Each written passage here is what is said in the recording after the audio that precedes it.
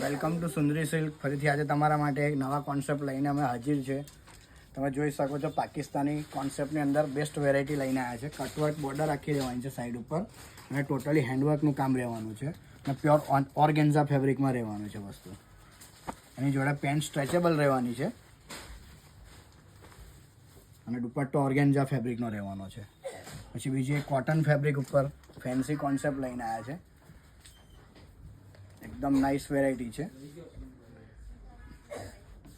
તમે જુઓ different variety છે. એકદમ પ્યોર ફેબ્રિક કોટન પર રહેવાનું છે. મલ કોટનમાં મલ કોટનની પેન્ટ રહેવાની છે અને વિથ દુપટ્ટો બી એકદમ ફેન્સી રહેવાનો છે.